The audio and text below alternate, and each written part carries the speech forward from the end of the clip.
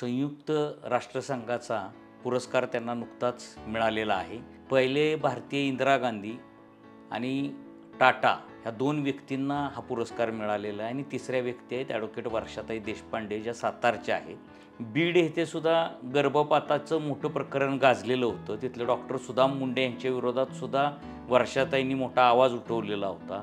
सुखी कुटुंबाचं चित्र कसं दाखवतात, एक मुलगा एक मुलगी। आम्ही नंतर वाद घालायला लागलो की दोन मुली का नाही दाखवत तुम्ही। आम्ही म्हटलं की जन्माला आली तर लढू, हो झाशीची राणी खूप लढेल, कुपोषणाविरुद्ध लढेल, बाल अत्याचाराविरुद्ध लढेल, शाळेत नाही सोडलं तर त्याच्यासाठी भांडेल, पण जन्मालाच नाही आली तर लढणार कशी? मग तिची ॲडव्होकसी कोणी करायची, तिची वकालत कोणी करायची? ते समडे मगर आणायच्या प्रोसेसमध्ये होते, त्यांनी मोठा टँक बांधला होता आणि ती मगर कर्नाटकाच्या बॉर्डरवर पकडली गेली, त्यामुळे ती मगर नाही होऊ शकली, पण ते मगरीचं प्लॅनिंग होतं त्यांचं।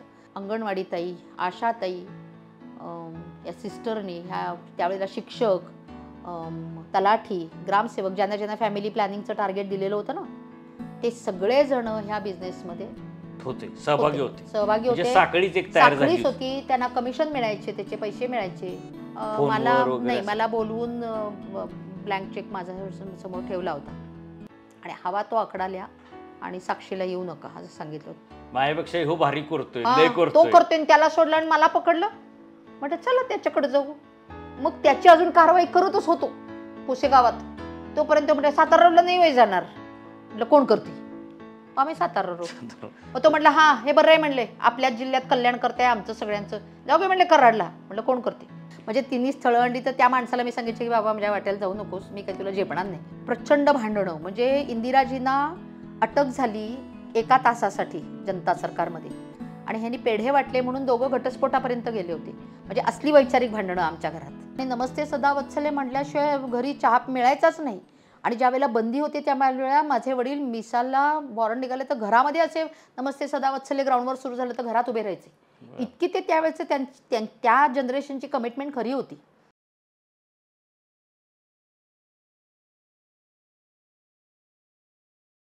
नमस्कार, मी विनोद कुलकर्णी, आरसपानी पॉडकास्ट चॅनलमध्ये आपलं स्वागत। आरसपानी पॉडकास्टला आपण जबरदस्त प्रतिसाद देत आहे।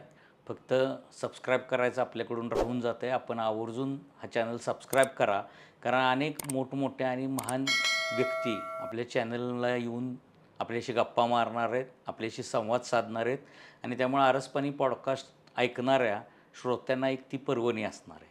आजसुद्धा आपल्याकडं एक महान व्यक्ती आलेले आहेत। संयुक्त राष्ट्रसंघाचा पुरस्कार त्यांना नुकताच मिळालेला आहे आणि हा पुरस्कार मिळवणाऱ्या त्या तिसऱ्या भारतीय आहेत।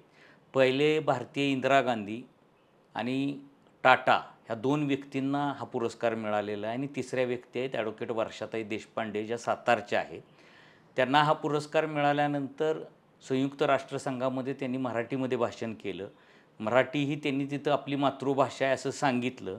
त्या जन्माने बेळगावच्या आहेत आणि आता सातारकर आहेत आणि बेळगावच्या रहिवासी असूनसुद्धा त्यांनी मराठी भाषेला प्राधान्य दिलं, ह्याबद्दल आम्हाला त्यांचा अभिमान आहे। आणि भारताचं प्रतिनिधित्व करताना संयुक्त राष्ट्रसंघाचा पुरस्कार त्यांनी मिळवलेला आहे आणि तो त्यांच्या कर्तृत्वानं मिळालेला पुरस्कार आहे। वर्षाताई देशपांडे ह्या गर्भलिंग निदानानं होणाऱ्या गर्भपात रोखण्याचं काम मोठ्या प्रमाणावर त्यांनी केलेलं आहे। 56 डॉक्टरांच्या विरोधात त्यांनी लढा दिलेला आहे। 56 डॉक्टरांच्या विरोधात त्यांच्या केसेस सुरू आहेत। या केसेसमध्ये काही लोकांना शिक्षा झालेली आहे, काही लोक निर्दोष सुटलेले, त्यांच्याविरुद्ध अपील सुरू आहे। महिलांची नावं घराला लावणे, महिलांच्याकडून ज्या काही गोष्टी चांगल्या करता येतील त्या करण्याचा प्रयत्न करणे, महिलांविरुद्ध होणाऱ्या अत्याचाराला वाचा फोडणे, बालविवाह रोखणे, अशा अनेक कामगिऱ्या त्यांच्या नावावर नोंद आहेत। बीड येथे सुद्धा गर्भपाताचं मोठं प्रकरण गाजलेलं होतं। तिथले डॉक्टर सुदाम मुंडे यांच्या विरोधात सुद्धा वर्षाताईंनी मोठा आवाज उठवलेला होता। स्टिंग ऑपरेशन करण्यामध्ये त्यांची मास्टरकी आहे आणि वर्षा देशपांडे हे नाव घेतलं की अनेक डॉक्टर थरथर कापतात, अनेक डॉक्टरांना भीती वाटते। का भीती वाटते तर त्यांनी केलेल्या अन्यायाची माहिती जर चुकून वर्षाताईंच्या कानावर पडली तर आपलं काही खरं नाही, ह्या भावनेनं त्यांचा थरकाप उडतो। वर्षाताई देशपांडे ह्या नावामध्ये एक मोठा दबदबा आहे आणि महिलांची संख्या किंवा मुलींची संख्या, मुलींचा जन्मदर हा जो काही महाराष्ट्रात वाढता राहिलेला आहे, त्यामध्ये वर्षाताई देशपांडेंचं योगदान जबरदस्त आहे. आणि फक्त महाराष्ट्रातच त्यांचं काम नाही, तर देशातल्या कानाकोपऱ्यामध्ये त्यांचं काम आहे. देशात ही चळवळ वाढावी ह्यासाठी त्यांनी काम केलेलं आहे. आणि संयुक्त राष्ट्रसंघ अशी कुणाचीही दखल घेत नाही. ज्यांचं काम असतं त्यांची माहिती ते स्वतः घेतात आणि मग त्यांची दखल घेतात. वर्षाताईंना त्यांच्या कामाची दखल संयुक्त राष्ट्रसंघाने घेतली, याचा आनंद आणि अभिमान आहे. आणि त्या वर्षाताई देशपांडे हा काय तो पुरस्कार त्यांचा स्वतःचा मानत नाही, त्या ह्या भारताचा पुरस्कार आहे असं मानतात. आणि त्या पुरस्कारामुळं त्यांच्या कामाला अधिक बळ मिळेल अशी त्यांची भावना आहे. तर वर्षाताई आज अतिशय व्यस्त वेळातून आपल्या चॅनलला मुलाखत देण्यासाठी, गप्पा मारण्यासाठी आलेल्या आहेत. प्रथमतः मी ताईंचं स्वागत करतो आणि अभिनंदन करतो ताई तुमचं, की तुमच्यामुळं आमच्या सगळ्या भारतीयांची मान उंचावली आणि भारतात होणाऱ्या अन्यायाविरुद्ध तुम्ही लढा उभारला, आपल्याच माणसांविरुद्ध लढला, आपल्या हक्कासाठी, महिलांच्या हक्कासाठी. त्याबद्दल मी तुमचं अभिनंदन करतो. मूळ वर्षाताई तुम्ही सामाजिक कार्यात आलाच कसं, हा माझा पहिला प्रश्न आहे. की तुम्ही लग्नसुद्धा सामाजिक कार्याच्या अंगानंच केलेलं आहे, त्याची पण एक स्टोरी आहे. तर तुम्ही ती आधी आमच्या प्रेक्षकांना सांगावी. सर्वप्रथम आरसपानीवरती इतक्या लवकर यायला मिळेल असं मला वाटलं होतं, त्यामुळे त्याच्याबद्दल पण युनोचे मी आभारी आहे. कारण मी पाहते आहे आणि खूप चांगल्या पद्धतीने हे पॉडकास्ट सुरू झाले. प्रिंटमध्ये तुम्ही तुमचा एक विशेष ठसा उमटवलेलाच आहे आणि याही क्षेत्रात आरसपानीच्या माध्यमातून खूप चांगलं काम होईल अशी आशा व्यक्त करते. आणि खूप म्हणजे जसं कॉलेजमध्ये असतं ना, आपण काही काही गोष्टी करत असतो. खरं तर नाटकाचं वेड होतं आणि त्यावेळेला गर्ल गाईड वगैरे असं सगळ्या गोष्टी शाळेत असताना करत होतो. मुलींची शाळा होती, त्यामुळे मुलं नसल्यामुळे मोठ्या प्रमाणात दादागिरी पण करायला मिळत होती. आणि तो तिथे मिळाला, म्हणजे ती संधी तिथे मिळाली शाळेत गर्ल गाईडच्या माध्यमातून. आणि मग आपण जसं शाळेतल्या सांस्कृतिक कार्यक्रमात भाग घेतो तशी छोटी छोटी नाटकं मिळून बसवायचो आणि त्याच्यातून लक्षात आलं की आपल्याला नाटकात काम करायला येतं. नाचातही प्रयोग करून बघितला पण तो काही आपला प्रांत नाही हे लक्षात आलं. आणि नंतर मग जेव्हा 1980 साली महाराष्ट्रातून स्त्रीमुक्ती यात्रा मुंबईतून निघाली आणि ती बेळगावपर्यंत जाणार होती, तर त्यावेळेला मुलगी झाली हो हे नाटक गाजवत होतं महाराष्ट्रामध्ये. त्या नाटकाच्या लेखिका ज्योती मापसेकर, जे आमचे ज्येष्ठ मार्गदर्शक आहेत आणि ज्यांनी हा सगळा स्त्रीमुक्तीचा विचार आमच्यापर्यंत पोहोचवला, त्या छाया दातार, शारदा साठे या सगळ्या जणींना वाचून बघून आम्ही चळवळीमध्ये आलो. आणि नाटकाचे प्रयोग, कानडी मराठी नाटकांचे प्रयोग बेळगावमध्ये सुरू झाले. म्हणजे इथली टीम महाराष्ट्रातली वेगळी होती, बेळगावची आमची टीम वेगळी होती. आणि तिथे दिलीप कामत, निलिमा कामत हे डाव्या विचाराचे आमचे मित्र, त्यांच्या माध्यमातून आम्ही मुलगी झाली हो हे नाटक सुरू केलं. नाटकाच्या वेळानेच गेलो, नाटक करायला सुरुवात केली आणि मग नाटकातला विचार आपलासा वाटायला लागला आणि त्याच्यातून मग चळवळीशी जोडले गेलो. आणि मग स्त्रीमुक्ती यात्रा आली गेली, महाराष्ट्रातही त्याचा बराच गाजावाजा झाला, सगळं झालं. पण दरम्यानच्या काळात प्रतिशब्द नावाने आम्ही तिथे एक लायब्ररी सुरू केली आणि छाया दातार वगैरे ह्या सगळ्यांना आम्ही लिहिलं महाराष्ट्रामध्ये. कारण बेळगावमध्ये मराठी पुस्तकं मिळणं, मराठी वाचायला मिळणं, मराठी या पद्धतीचं काम करायला मिळणं ह्याचं खूप आम्हाला अप्रूप असायचं. ज्यांच्या राज्याची भाषा असते आणि बिनधडक जिथे ती भाषा बोलता येते, वागवता येते, बोलता येते, सांस्कृतिक त्याचे कार्यक्रम करता येतात, तिथे याचं कौतुक एवढं नसतं. पण जिथे त्याचा राजकीय इश्यू होतो कानडी मराठीचा, खरं तर ह्या दोनही माझ्या मेन, म्हणजे एक मातृभाषा तर दुसरी मावशीची भाषा असं मी म्हणते, की दोन्ही भाषा आमच्याच आहेत. पण तरीसुद्धा तिथे जो वाद असायचा, त्यामुळे मराठी शाळेमध्ये असणाऱ्या आम्हाला कन्नड सक्ती केली. त्यावेळेला आम्ही आंदोलनात भाग घेतला. पण कन्नड बोलता येणं, कन्नड लिहिता वाचता येणं याचंही आम्हाला अप्रूप राहिलं. तेही आम्ही करून, म्हणजे तेही आजही मी कन्नड लिहू शकते, वाचू शकते आणि कन्नडमध्ये मी उत्तम प्रकारे बोलू शकते. त्याचा फायदाच झाला आयुष्यामध्ये. पण जेव्हा आम्ही हे नाटक सुरू केलं आणि नाटकानंतर आम्ही ती लायब्ररी काढली, त्यावेळेला स्त्री मासिक आमच्याकडे मोफत, विद्याताई त्यावेळेला त्याच्या संपादिका होत्या, विद्याताई बाळ, त्यांची खूप आठवण येते मला यावेळेला. तर त्यांनी ते मासिक आमच्याकडे कॉम्प्लिमेंटरी 1 वर्षभरासाठी आम्हाला मोफत आमच्याकडे सुरू केलं.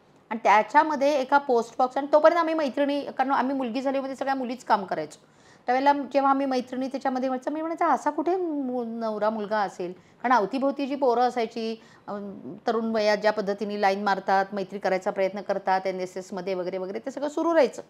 पण ते फार मॅच्युअर आहेत असं आम्हाला वाटायचं नाही. आणि ज्या पद्धतीचा स्त्रीमुक्तीचा विचार आम्ही नाटकांमध्ये मांडत होतो, तो विचार समजून घेणारा जोडीदार कसा मिळेल आपल्याला, अशी आमची मैत्रिणींमध्ये चर्चा चालायची. दरम्यान एक जाहिरात आमच्या पाहण्यामध्ये आली, की ज्या जाहिरातीच्या पोस्ट बॉक्सवरती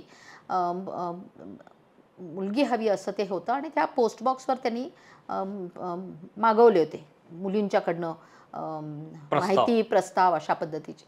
आणि मग आम्ही त्या पोस्ट बॉक्सवाल्या माणसाला अभिनंदन करणारं पत्र लिहिलं सगळ्या मैत्रिणींनी मिळून.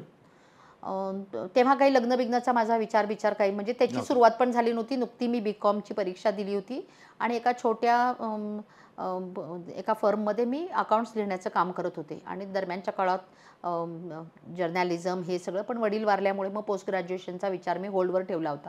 कारण बहीण माझी MBBS शिकत होती. मग सगळ्यांनीच गेलं तर आईला झेपेल की नाही अशी पण एक चिंता होती. अचानकच वडील माझे गेले होते. त्यामुळे मग 1 वर्षभर नोकरी करू आणि मग जजमेंट घेऊ असं होतं. म्हणून पत्र लिहिलं त्या माणसाला आणि मग त्या माणसाचं आम्हाला पत्र आलं. कारण त्याच्यामध्ये पत्रिका बघणार नाही, हुंडा घेणार नाही आणि सामाजिक काम करणारी असेल तर प्राधान्य आणि जातीधर्माची अट नाही. आम्हाला ते सगळंच म्हणजे आम्हाला जो प्रश्न पडला होता की असा मुलगा आपल्याला कुठे मिळणार की जो जातधर्म विचारणार नाही, जो मंगळसूत्र घाला, पाया पडा, हे ते असल्या गोष्टी करायला लावणार नाही, जो हुंडा घेणार नाही. म्हणजे आमच्यासाठी तर हे म्हणजे लॉटरीच होती तशी बघायला गेलं तर. खूपच खूप झालं. आणि 80च्या काळात हुंडा न घेणारा माणूस, पत्रिका न बघणारा माणूस म्हणजे आम्हाला असं वाटलं हेच काहीतरी स्वप्नवत आहे असं वाटलं. आणि म्हणून मग आम्ही अभिनंदन करणारा पाठवला आणि नंतर तो माणूस मला तो लिहित राहिला. नंतर त्याची आणि माझी पत्रमैत्री सुरू झाली आणि नंतर वन फाईन मॉर्निंग अराउंड 4-1 महिन्यानंतर त्या माणसाने इच्छा व्यक्त केली की प्रत्यक्ष येऊन भेटायचं आहे. मग माझी आईला पण म्हटलं की असा माणूस. त्या दरम्यान आमच्या काळामध्ये पेन फ्रेंडशिप असायची. काही मित्र आमचे परदेशी पण मित्र होते, काही ज्यांना आम्ही पेन फ्रेंड. माझा एक मॉस्कोचा मित्र होता, एक रशियन पण होता, ज्याला आम्ही अशी पत्र लिहायचो, ते आम्हाला पत्र लिहायचे आणि मग त्यातले काही अचरटपणा करायला लागले की आम्ही ती पत्रमैत्री थांबवायचो. पण हा माणूस मात्र मला खूप सिरियस वाटला. उंबरठासारख्या सिनेमाची चर्चा, दाभोळकरांच्या कामाची चर्चा, आवर्जून दाभोळकरांचा सातारा त्यांनी राहण्यासाठी निवडले वगैरे हे सगळं शेअर त्यांनी पत्रामध्ये केलं होतं. आणि म्हणून मग हा माणूस त्याच्या मित्राला घेऊन भेटायला सातारवरून तिकडे आल्या. मग तेव्हा आम्हाला कळलं की हा माणूस सातारचा आहे. आणि सातारा म्हटल्यावर मला जरा विशेष वाटलं होतं, कारण मला लक्ष्मण माने नावाचा माणूस बघायचं होतं. आमच्या बेळगावची जी मराठी शाळा आहे तिच्यामध्ये ज्या इकडच्या लेखकांचे मराठी धडे घातले जातात, त्याच्यामध्ये लक्ष्मण मानेंच्या उपरामधला एक भाग त्याच्यामध्ये घातला होता. आणि नंतर मग आम्ही उपरा मिळवून आम्ही जाहीर म्हणजे सामूहिक वाचन केलं होतं उपराचं. आणि मला वाटायचं की हा माणूस कधीतरी आयुष्यामध्ये लक्ष्मण माने नावाचा माणूस आपल्याला बघायला मिळाला पाहिजे, त्याला भेटायला मिळालं पाहिजे असे. मी म्हटलं अरे सातारचा माणूस आहे तर आपल्याला कधीतरी सातारला जायला मिळेल. म्हणून मग त्या माणसाला आम्ही येऊ दिलं बेळगावला. आणि मग आल्यानंतर खूप गमती-जमती त्या भेटीच्या. आणि ते आणि त्यांचे मित्र हे दोघंजणं KBP इंजिनिअरिंग कॉलेजमध्ये सिव्हिल डिपार्टमेंटला ते शिकवतात. त्यांच्यासोबत एक कानडी, कारण बेळगावला यायचं म्हणून त्यांनी कानडी मित्र पण त्यांच्यासोबत जो राहायचा, भाषेची म्हणजे काय त्याला जजमेंट नव्हतं की कानडी आहे मराठी आहे हे पण त्याला कळत नव्हतं. कारण माझी मराठी भाषा जरा ती कन्नड मिश्रित मराठी यायचं लिखाणामध्ये पण. त्यामुळे तो त्याला पण घेऊन आला. नागेंद्र जो आज बेंगलोरमध्ये करतो तो खूप जवळचा मित्र आहे, या सगळ्याचा सोबतचा साक्षीदार आहे आमचा. आणि मग ते आले आणि त्याच्यानंतर मग ती मारामारी नेहमीप्रमाणे जी सुरू होते. त्या अर्थाने प्रेमात पडलो की नाही आय डोंट नो. मी त्याला परिचय विवाह असं जरा सोयीचं नाव दिलं, म्हणजे प्रेम पण नाही आणि प्रेम पण आहे असं. मग एकामेकाची ओळख करून घेऊन विचारपूर्वक जे झालं, ठरवलं आम्ही दोघांनी लग्न करायचं. नंतरच्या काही काळात दर महिन्याला आयदर ते यायचे किंवा मी मिरजेला यायची, मग ते मिरजेला यायचे. आणि मग बहीण माझी मिरज मेडिकलमध्ये शिकायची. असं वर्षभर ते चाललं. कारण घरात खूप मोठी मारामारी उभी राहिली. कारण आईला वाटत होतं की आपल्याकडे असतं ना की 1 वर्षात लग्न करायचं, तर 3 वर्ष करता येतं वडील गेल्यावर. मग तिने तिच्या पद्धतीने टिपिकल ब्राह्मण स्थळं बघायला सुरुवात केली. म्हटलं ते बिचारे ब्राह्मण माझ्या नादाला लागले तर ते काय 8 दिवस सुद्धा लग्न माझं टिकेल असं मीच तिला सांगायची. म्हणजे तिने स्थळं आणली तर त्या माणसाला मी सांगायचे की बाबा माझ्या वाट्याला जाऊ नकोस, मी काही तुला झेपणार नाही. मग त्यांच्या डोक्यात, त्या आलेल्या स्थळांच्या डोक्यात असायचं काही हरकत नाही सामाजिक काम करायचं, तर त्यांच्या दृष्टीने कधीतरी दुपारच्या 12 वाजेपर्यंत घरात काम उरकून पांढरी साडी स्टार्चवाली नेसून कुठेतरी जाऊन झोपडपट्टीत थोडंसं करून बिरून येणार आहे असं सामाजिक काम त्यांच्या डोक्यात. म्हटलं नाही, माझा हा श्वास आहे आणि हे माझं पॅशन आहे आणि मला महिलांच्या क्षेत्रातच काम करायचं आहे. तेही माझं त्या दरम्यानच्या काळात ठरलं होतं की मला महिलांच्या क्षेत्रात करायचं आहे. आणि त्यामुळे याला जर प्रायोरिटी द्यायची वेळ आली तर मी नेहमी कामाला प्राधान्य देईन आणि संसाराला सेकंड असेल. आणि माझ्या आईच्या संसाराला प्राधान्य अधिक राहील, कारण मला 2 बहिणी आहेत माझ्या नंतरच्या, आणि भाऊ आहे माझा धाकटा, जो नुकती 8वीची परीक्षा त्यांनी पास केली होती, आणि तिचा संसार उभं करणं ही माझी प्रायोरिटी असेल. त्याच्या खालोखाल सामाजिक काम ही माझी प्रायोरिटी असेल, आणि देन मग तुझा संसार आणि बाकीचं जे ते मी करीन, पण ते माझं थर्ड प्रायोरिटी असेल. आणि हे ज्याला मान्य असेल, आणि त्याला मग संजूची हरकत नव्हती, किंबहुना तो तोपर्यंत मेधा पाटकरना, सुरेखा दळवी, उल्का महाजन ह्या ज्या पूर्णवेळ सामाजिक कार्यकर्त्या होत्या, त्यांना तो त्याच्या पगारातून जेवढं जमेल तेवढं मनी ऑर्डर करत होता. तो पैसे पाठवायचा त्या कामासाठी, किरकोळ पाठवत होता पण पाठवत होता. पण त्याला हे क्लिअर होतं. त्यावेळेला इथे सत्यशोध नावाची संस्था त्यांनी उभी केली होती अंध मुलांच्यासाठी. इंटिग्रेटेड पॅटर्नने ते शिकवत होते. अविनाश बीजे, हेमा सोनी, आपले फरशीवाल्या शहांचा श्रीकांत, ही सगळी मंडळी त्या ग्रुपमध्ये एकत्र काम करत होते. आणि तो ग्रुप खूप चांगल्या पद्धतीने, सनी मेडिकलचा आपला नितीन शहा, हे सगळे आमचे खूप म्हणजे जीवाभावाचे हे सगळे मित्र आमचे. त्यांचा ग्रुप म्हणजे संजूचा आणि नागेंद्र ह्यांचा सगळ्यांचा तो ग्रुप. आणि मग ती मारामारी ठरली, ती लग्नाचा एक टप्पा आला, आणि संजू म्हणाला 10 वर्ष लागली तरी चालेल, पण पळून जाऊन आपण लग्न करायचं नाही. आणि मी म्हटलं की मी पळून जाणारच नाही. मी म्हटलं मी तरुण भारतमध्ये, कारण आमच्याकडे बेळगावमध्ये काही व्हायचं असलं की तरुण भारतमध्ये यावं लागतं, आमच्याकडे नियमच आहे बेळगावचा. त्यामुळे, आणि तरुण भारत वाचून परत असं पण आमच्याकडे ते म्हटलं जायचं. कारण तरुण भारतमध्ये सांगून जाणार मी काय पळून जाणार नाही, कारण मी चुकीची गोष्ट करत नाही असं आईला सांगायची. ती रोज आपली बसायची. 90 वर्षाची आहे आता आणि जावयांवर खुश आहे. पण त्यावेळेला मात्र ती अशी व्हिलन झाली होती आमच्याकडची. आणि तो सगळा प्रकार हा तो काळ तसा होता. तिला थोडी भीती वाटत होती, कारण आपला नवरा नाही, डिसिजन मेकिंग सगळे, आणि सगळे डिसिजन माझे वडील घ्यायचे. आई माझी शिक्षिका आहे, आई माझी 38-40 वर्ष तिने नोकरी केली, पण आई शिक्षिका असते तरी तिने चेकवर सह्या करून वडिलांना देणं आणि शाळेला जाणं व्यतिरिक्त तिने बाकी काही व्यवहार बाकीचे निर्णय घेतले नाहीत. आणि जवळजवळ 6 काका, 3 आत्या, प्रचंड मोठं टिपिकल ब्राह्मण कुटुंब, आणि जे संघाला कमिटेड. राष्ट्रीय स्वयंसेवक संघाचे माझे वडील पूर्णवेळ कार्यकर्ते. आणि मिसाची वॉरंट कायम त्यांच्या मागे. त्याच्यामुळेच खरं तर त्यांची डेथ पण लवकर झाली.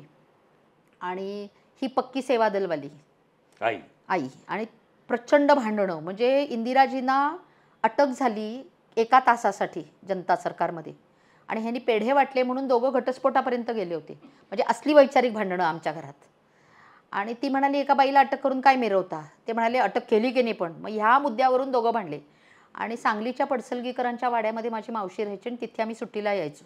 ते पडसलगीकर पण पक्के, म्हणजे जे चेसवाले पडसलगीकर पक्के संघवाले. आणि मग ती अशी भांडणं, म्हणजे आमच्या लहानपणी आम्ही हे सगळं, आता मला खूपदा असं दिसतं की अनेक कुटुंबांमध्ये हे वैचारिक राजकीय असं काहीच नसतं. आमच्या लहानपणी आम्ही हे सगळं अनुभवलेलं आहे. नवरा बायकोची भांडणं ह्या मुद्द्यांवर होतात. की गांधीनं काय म्हटलं की आईला राग यायचा. बंडखोरीचा वारसा घरातूनच आला, आणि तो रक्तातून येतो. आणि तो असा म्हणजे आमच्यावरती कंपल्शन होतं. दर शनिवारी आम्हाला समितीला जावंच लागायचं. बरोबर, वडिलांचं कंपल्शन. हो, आणि नमस्ते सदा वत्सले म्हटल्याशिवाय घरी चहा मिळायचाच नाही. आणि ज्या वेळेला बंदी होती त्या वेळेला माझे वडील मिसालला वॉरंट निघाले तर घरामध्ये असे नमस्ते सदा वत्सले ग्राउंडवर सुरू झालं तर घरात उभे राहायचे. इतकी ते त्यावेळेचं त्या जनरेशनची कमिटमेंट खरी होती. आणि म्हणून आम्ही विचार करायला लागलो, आणि ते चुकीचं आहे हे म्हणण्याची सुद्धा धाडस त्यामुळे नंतरच्या काळामध्ये, म्हणजे आई बरोबर आहे, मग गांधी वाचले, मग ती पुस्तकं आणून द्यायची. वाचनालयाने त्या काळातल्या आमच्यावरती म्हणजे खरंच खूप मोठे संस्कार जर कशाने झाले असेल त्या हार्ड कॉपी वाचनामुळे झाले. प्रतिशब्द नावाने जे आम्ही वाचनालय सुरू केलं त्याच्यामध्ये हे सगळं वैचारिक जे वाचन होऊ शकलं, सामूहिक सुद्धा कळायचं नाही, हे सगळं जे होऊ शकलं. आणि ती पेन फ्रेंडशिप, म्हणजे आता आम्ही परवा म्हणत होतो, भाऊ म्हणाला किती सगळ्या गोष्टी पब्लिक कराल, तर आम्ही आणि संजू म्हणत होतो की नवीन जनरेशनसाठी आपण आपली प्रेमपत्र पब्लिश करूया असं आम्ही आता विचार करत होतो. ते कधीपासून आपला राजूमुळे मागे लागला की ती द्या आमच्या ताब्यात, थांब आम्ही जरा एडिट करतो आणि मग देतो. तुम्ही सामाजिक काम करत करत लग्न केलं, सामाजिक काम करत साताऱ्यात आला, युवक क्रांती दलात काम केलं, पण हे लिंग निवड करून गर्भपात होण्याच्या विषयामध्ये हात घालावा आणि ह्याकडं वळावं असं कुठल्या क्षणाला वाटलं तुम्हाला? जसं स्त्रीमुक्तीची ही चळवळ जशी मुलगी झाली हो, हे नाटक आणि त्याच्यातले ती सगळे डायलॉग आमचे सगळे पाहिलं तर लक्षात येईल. तर त्याच्यामध्ये म्हणजे जन्माला आल्यानंतरचं दुजाभावाने वागवणं हा एका बाजूला, मग ते कुपोषणाने मुली गायब होतात, लहान असताना त्यांना शाळेत जाऊ दिलं जात नाही, संस्कार करण्याच्या नावाखाली बालकामगार म्हणून त्यांना भयंकर नागवलं जातं घरामध्ये. मोठ्या प्रमाणावर 9व्या वर्गात जाण्याआधी, पाळी येण्याच्या वयाच्या आधी महाराष्ट्रामध्ये मुली मृत्युमुखी आजही पडतात अशी परिस्थिती आहे. बालविवाह मोठ्या प्रमाणावर होतात, बाललैंगिक अत्याचार आहेत. म्हणजे हे सगळं जन्माला आल्यानंतरच आहे. पण जन्माला येण्याआधीच 75 ते 85 म्हणजे आता 75च्या त्या दशकाला आता 50 वर्ष पूर्ण होतात आणि ते सेलिब्रेशन आम्ही यावर्षी करतोय. मगाशी आपल्याला बेडके यांनी पण ते सांगितलं त्या आपल्या कार्यक्रमामध्ये. आणि ते 75 ते 85 हे महिला दशक पाळलं गेलं. त्या दरम्यानच्या काळात 80ला ही यात्रा निघाली आणि त्यावेळेला 85ला पहिल्यांदी बीजिंगला ज्यावेळेला जागतिक परिषद झाली, त्या परिषदेमध्ये पहिल्यांदी एशियन कंट्रीजमध्ये या पद्धतीचा प्रकार होतो हे रेकॉर्डवर आलं. मोठ्या प्रमाणावर एशियन कंट्रीज म्हणजे हे फक्त भारतामध्ये नाही, पाकिस्तान, बांगलादेश, श्रीलंका हे सगळीकडे हा इश्यू होता. साऊथ एशियामध्ये विशेषत्वाने होता आहे म्हणजे आजही हा प्रश्न. आणि मुलगा मुलगी तपासून तेव्हा गर्भजल काढायचे.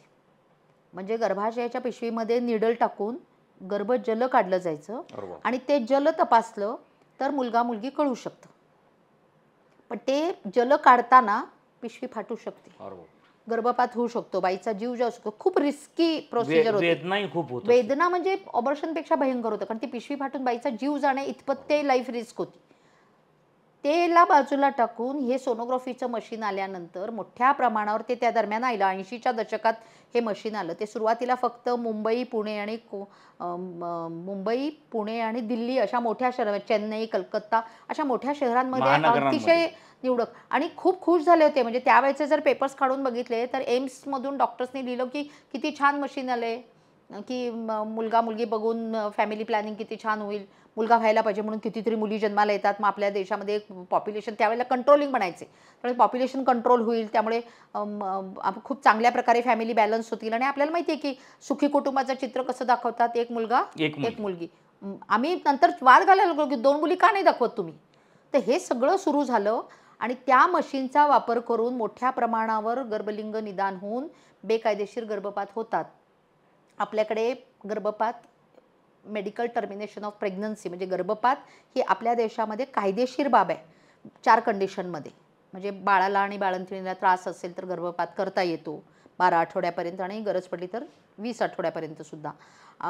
रेप झाला असेल तर करता येतो, लहान वयाची मुलगी असेल तर करता येतो. आणि विशिष्ट परिस्थितीमध्ये जर त्या महिलेच्या जीवाला मेंटल किंवा फिजिकल स्ट्रेस असेल आणि कॉन्ट्रासेप्शन फेल्युअर असेल तर, कारण ते पॉप्युलेशन कंट्रोलिंग मेकॅनिझम म्हणून आपण त्याच्याकडे बघतो.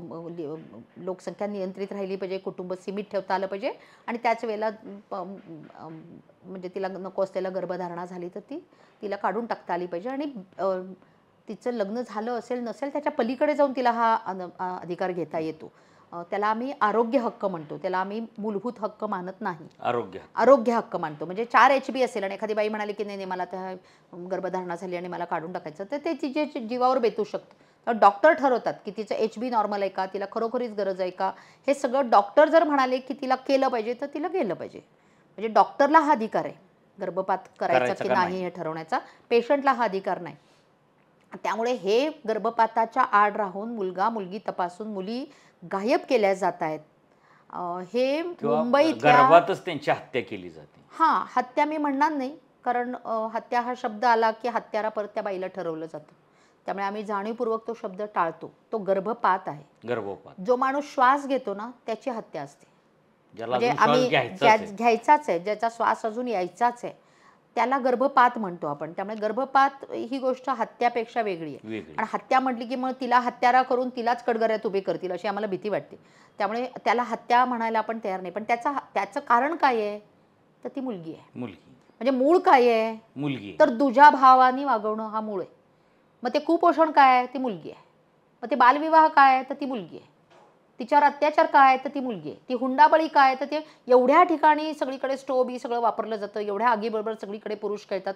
पण पुरुष नाही म्हणजे कुणी जळावं असं माझं म्हणणं नाही, पण जळणाऱ्या केसेसमध्ये जर आजही आपल्या सिव्हिल हॉस्पिटलमध्ये जाऊन बघितलं तर महिलांची संख्या जास्त का, कारण ती बाई आहे. ते बाई असणं हाच एक दुजा भावानी वागवण्यासाठीचं कारण आहे. आणि आम्ही म्हटलं की जन्माला आली तर लढू, हो झाशीची राणी खूप लढेल, कुपोषणाविरुद्ध लढेल, बाल अत्याचाराविरुद्ध लढेल, शाळेत नाही सोडलं तर त्याच्यासाठी भांडेल, पण जन्मालाच नाही आली तर लढणार कशी? मग तिची ॲडव्होकसी कोणी करायची, तिची वकालत कोणी करायची? ती वकालत करण्याचा दलित महिला विकास मंडळाने 2000 साली बाकायदा आम्ही हा ठराव पारित करून निर्णय घेतला. म्हणजे आमच्या रेकॉर्डवर हा ठराव आहे. आणि युक्रांनी आम्हाला तेव्हा पहिल्या 7 सालापर्यंत युक्रांनी आम्हाला सपोर्ट केला या कामामध्ये. आणि मला विशेषत्वाने आठवण येते आर आबांची. आबा होते म्हणून बऱ्याच गोष्टी आमच्यासाठी सोप्या होत्या, कारण आबा त्यावेळेला आधी ग्रामविकास मंत्री होते आबा, आणि नंतर गृहमंत्री झाले. त्यामुळे आबा गृहमंत्री झाल्यानंतर माझ्यासाठी बऱ्याच गोष्टी तुलनेने सोप्या झाल्या, कारण आबा माझ्यासाठी मोबाईलवर उपलब्ध असायचे. पटकन मी आबांना कुठेही गाठू शकायचे. आणि आरोग्य विभागामध्ये हा सगळा विचार मांडणाऱ्या शरदचंद्र पवार गट आता म्हणावा लागतो, पण त्या पक्षाच्या आमच्या विमल मुंदडा आमच्या आरोग्यमंत्री होत्या. बरोबर. आणि ती माझी खूप जवळची मैत्रीण झाली नंतरच्या काळामध्ये या सगळ्या कामामुळे. त्यामुळे मग आम्ही सुरुवात केली. ती देशातली पहिली केस झाली हरियाणामध्ये पलवल नावाच्या ठिकाणी, जे दिल्लीपासून जवळचा जिल्हा आहे. तिथे डेकॉय ऑपरेशन पहिल्यांदा झालं, पण पहिली शिक्षा लागली सातारा जिल्ह्यामध्ये. आणि देशातलं दुसरं डेकॉय ऑपरेशन, त्याला आम्ही डेकॉय ऑपरेशन किंवा स्टिंग ऑपरेशन, म्हणजे सापळा रचून रंगेहात डॉक्टरांना पकडणं असं म्हणतो आपण.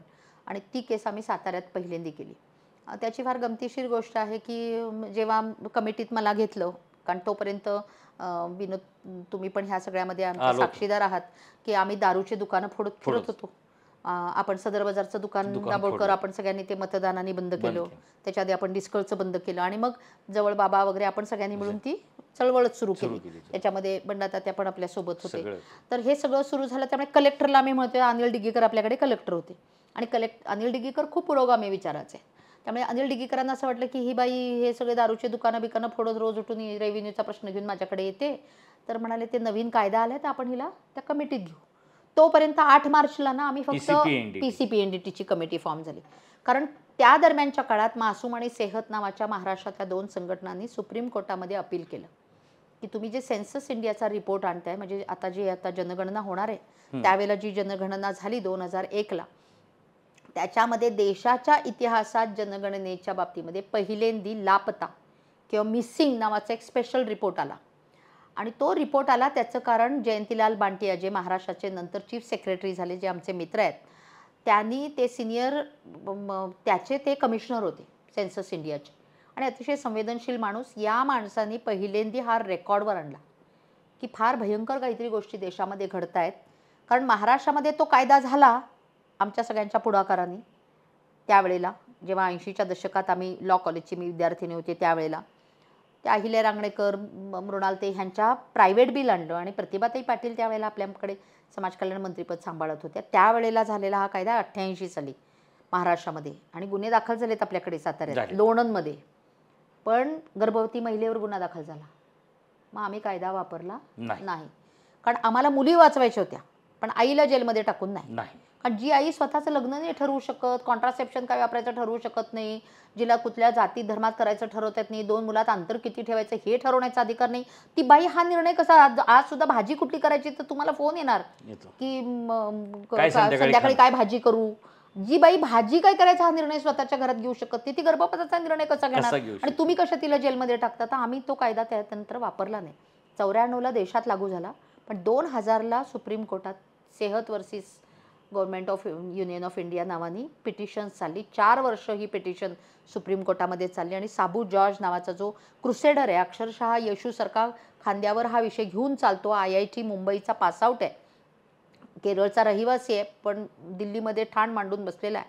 आणि तो पूर्ण देशभरामध्ये आमच्या ह्या चळवळीला ताकद देतो. तो साबू जॉर्ज, मासूम आणि सेहत यांनी ती सुप्रीम कोर्टमध्ये ते गेले. आणि 2003मध्ये ह्याच्यात महत्त्वाचे बदल झाले. आणि अनिल डिगीकरांना वाटलं की ही बाई दारूची दुकानं फोडत फिरते, तर आपण हिला चांगल्या कामाला त्याला जुंपू तिकडे आपलं त्रास होणार नाही. आणि म्हणाले ते करेल बाबा. आणि मारुलकर आपले DD मारुलकर, ते आपले शिल्लक चिकित्सक, आणि त्यांचा गणेश नंतर आमचा रेडिओलॉजिस्ट झाला. पण त्यावेळेला मग आम्ही त्यावेळेला आम्ही गंमत, म्हणजे आता मला सांगायला गंमत वाटते, पण त्यावेळेला आम्ही सिरियसली करत होतो. सगळ्या रेडिओलॉजिस्ट आणि डॉक्टर्सना आम्ही सातारा जिल्ह्यातला एकत्र जमवलं आणि आम्ही त्यांना PCPNDT कायदा शिकवला. त्या हसायचे मला, म्हणाले हे असलं सगळं काहीतरी सांगतीस, ह्या आम्ही तर सिझरिन करावं, हे करावं का, तुझी कागद लिहित बसावं. मी म्हटलं हे बघा ITR भरता की नाही, किंवा गाडी घेतली तर तुम्ही गाडीला नंबर लावल्याशिवाय गाडी रस्त्यावर आणता का? नाही. तर तसं PCPNDTचा हा नियम आलाय, तुम्हाला करावं लागेल. तुम्हाला नोंदणी करावी लागेल, रिपोर्ट लिहावा लागेल, दर महिन्याला आम्हाला आणून द्यावं लागेल वगैरे वगैरे. आणि मग जेव्हा तरी पण सेक्स रेशो मुलींची संख्या कमीच होतीये. सातारा जिल्हा सगळ्यात वाईट 1 नंबरला कोल्हापूर, त्यातही पन्हाळा. 705 मुली फक्त. 2001ची गोष्ट सांगते. त्याच्या खालोखाल कोल्हापूर झालं की सांगलीमधले 32 शिराळा, इस्लामपूर, त्यावेळेला तो वाळवा तालुका, म्हणजे आता जुने त्याला वाळवा तालुका म्हणतात. आणि त्याच्या खालोखाल साताऱ्यातही प्रॉपर सातारा शहर रडारवरती, आणि कराड त्याच्या म्हणजे वाईट जिल्ह्यामध्ये, वाईट जिल्ह्यांमध्ये 1 नंबरला कोल्हापूर, 2 नंबरला सांगली, 3 नंबरला सातारा, आणि वाईट तालुक्यांमध्येही आपला नंबरवरचा. म्हटलं आपण इथं राहतोय, हे committee cum meet and tea ते सुरूच होतं आमचं. आम्ही ट्रेनिंग घ्यायचो. आणि मग आम्ही कम्युनिटीमध्ये जाऊन जेव्हा विचारलं, त्यावेळेला मला अजून आठवतं की गोळेवाडीच्या आमच्या मावशी आल्या. मावशीनं म्हटलं काय हो, असं काय होते काय? ते काय म्हणाले, कालच तुमच्याकडनं नाही का आम्ही बचत गटातल्या त्या बायकांच्याकडनं 4000 रुपये घेतले. म्हटलं कशाला घेतली? ते म्हटले 2000 बघायला आणि 2000 पाडायला. म्हटलं कोण पाडते, कोण घेते? यादीच सातारा जिल्ह्यातली. शॉक होता आमच्यासाठी. आम्ही त्या वर्षात 15 जणींना असे पैसे दिले होते बचत गटातनं. कारण आमच्याकडे नियम काय बचत गटाचा, की ज्यांना आरोग्यासाठी पाहिजे आम्ही लगेचच पैसे द्यायचो. मग इतर राशन आणायचं आहे, मग सण आहे, वार आहे, कोण आलं गेलं, मग कुठे मिक्सर दुरुस्ती वगैरे किरकोळीत असायचं. 100-200 रुपये त्यावेळेला काढायचो. नुकते आम्ही तुमच्यासारखे लोक अजून आम्हाला उभं पण करत नव्हते त्यावेळेला. आता बचत गटांना बोलवून काढतात. पण त्यावेळेला बचत गटाची खाती काढण्यासाठी भांडलो होतो आम्ही. म्हणजे असा काळ होता तो की बचत गटाचं खातं निघत नव्हतं, रजिस्ट्रेशन करून या म्हणायचे. आणि त्या रजिस्ट्रेशनला 2-5 हजार खर्च केले तरी रजिस्ट्रेशन होऊन मिळायचं नाही. त्यामुळे जॉईंट खातं काढून सुद्धा आमची खाती बचत गटाची निघत नव्हती. अशा काळामध्ये आम्ही ही देवाणघेवाण करायचो आमच्या लेवलवरती. आमच्यासाठी त्या वर्षी हा मोठा शॉक होता की आपण गर्भलिंग निदान करून गर्भपात करण्यासाठी बायकांना 4-4 हजार रुपये कुठल्या बचत गटातून दिलेत. हे रेकॉर्डवर आल्यानंतर त्यांचे व्हिडिओ पहिल्यांदा शूट करून ठेवले. त्यावेळेला हे कॅमेरे पण एवढ्या मोठ्या प्रमाणावर आपण वापरत नव्हतो. ते हँडीकॅम जे लग्नाला शूटिंगला वापरायचो ना, ते वापरायचो. आणि मग आम्ही निर्णय केला, तर संध्याकाळी आमची सगळी डेकॉय ऑपरेशन्स तुम्ही काढून बघा. आम्ही संध्याकाळी 7ला सुरुवात केली आणि सकाळी 5ला संपवले. नाहीतर आम्ही हे डेकॉय ऑपरेशन्स शनिवार रविवारी केलेत. आणि मग मारुलकरांना मी म्हटलं किती लोक रिपोर्ट करतात आणि किती करत नाहीत आपण मीटिंग घेतल्यानंतर. तर मारुलकर म्हणाले, ताई 250 सेंटर्स आहेत आपल्या जिल्ह्यात आणि 150च लोक रिपोर्ट करतात. 100 लोक काय वाटेल ते केलं तरी रिपोर्ट करत नाही आहेत. मग आम्ही ठरवलं की ह्या 100ची यादी काढा. आणि मग ती 100ची यादी फील्डवर जाऊन आम्ही चेक करून बघितली. सगळ्या परळी खोऱ्यात तिथं सगळ्यांना विचारलं की ही कोणाची कोणाकडे कोणामार्फत जातात. ह्याची एक व्यवस्थित यंत्रणा आहे आपल्याकडे. कुठले पेशंट कोणामार्फत कुठे जाणार, आणि त्याची यंत्रणा आम्ही सगळी ती चेक केली. आणि मग त्या विभागात बघितलं, नगरपालिकेमध्ये जाऊन जन्माच्या नोंदी गेल्या 3 वर्षाच्या बघितल्या की कुठे हे डिक्लाईन आहे. परळीत डिक्लाईन किती आहे, नागठाणात डिक्लाईन किती आहे, सातारा शहरातल्या कोणत्या वॉर्डात अधिक डिक्लाईन आहे आणि तिथं कोण जातं, ह्याचं जेव्हा आम्ही पडताळणी केली त्याच्यानंतर मग बसून आम्ही निर्णय केला. आणि आठवतं की 7व्या महिन्यातली प्रेग्नंट मुलगी कोरेगाव तालुक्यातली जी आली, आम्हाला ते कुठे नेणार आम्हाला माहीत नव्हतं. पण पेरीफेरीवरती ज्या रिटायर्ड ANM, अंगणवाडीताई, आशाताई, या सिस्टरनी, ह्या त्यावेळेला शिक्षक, तलाठी, ग्रामसेवक, ज्यांना फॅमिली प्लॅनिंगचं टार्गेट दिलेलं होतं ना, ते सगळेजण ह्या बिझनेसमध्ये सहभागी होते. साखळीच होती. त्यांना कमिशन मिळायचे, त्याचे पैसे मिळायचे, त्याच्यामध्ये त्यांना सहभाग मिळायचा. त्याच्या बेकार रिक्षावाले इन्वॉल्व्ह होते, काही त्यांना पैसे मिळायचे त्याचे, त्या पेशंट तिथं घेऊन जाण्याचा. अजून सुद्धा जी पेशंट येऊन पोहोचवण्याचे रिक्षावाल्यांना पैसे मिळतात. त्यावेळेला ते 200 रुपये होते. म्हणजे मी जयपूरमध्ये तर अशी यादी दाखवली होती सगळ्या डॉक्टरना की हे बघा एवढ्या दवाखान्यात ह्या, कारण मला जयपूरमध्ये काहीच माहीत नाही. मी फक्त रिक्षातनं 1 दिवस आधी जाऊन जयपूर अख्खं फिरले आणि त्यांच्यासमोर नेऊन यादी ठेवली, हे तुमचे रिक्षावाले, हे तुमचे दवाखाने, आणि एवढे पैसे रिक्षावाल्याला मिळतात. ते शॉक झाले होते. ही वस्तुस्थिती पूर्ण देशाची आहे, म्हणजे हे सातारा जिल्ह्यात घडत होतं असत नाही. आणि मग पहिलं डेकॉय ऑपरेशन जे आम्ही केलं त्याच्यामध्ये 7 महिन्याची ती प्रेग्नंट बाई होती. खोटी मावशी, खोटी बहीण जोडून दिली. रविवारचा दिवस होता. कोडोलीला पेशंट गेला आधी. ते एकदा आम्ही ते ट्रायल मारून बघितलं होतं. पायलट एकदा झाला होता आमचा. मला वाटते तुम्ही कव्हर करायला पण आला असणार. पहिली केस जेव्हा बबई नाक्यावरच्या एका दवाखान्यात झाली. आणि ती मोठी म्हणजे त्यावेळेला पुढारी सकाळ तरुण भारत नाव खाली आणि आमचं डेकॉय ऑपरेशनची टायटलवर आम्ही खुश झालो. आणि ते सगळं झालं. पोलीस धावत पळत आले. पोलिसांना म्हटलं तुमची केसच नाही ही. पोलिसांना फार वाईट वाटलं. एवढा मोठा रेडिओलॉजिस्ट बकरा असा कापून खायच्या तयारीत पोलीस होते. पोलिसांना वाईट वाटलं ही आमची केस नाही. समोर डिफेन्स लॉयर, कारण आपल्याकडे जो मर्डर करून आल्यानंतर सोडवतो तो मोठा लॉयर असतो आपल्या जिल्ह्यातला, आपल्या शहरातला.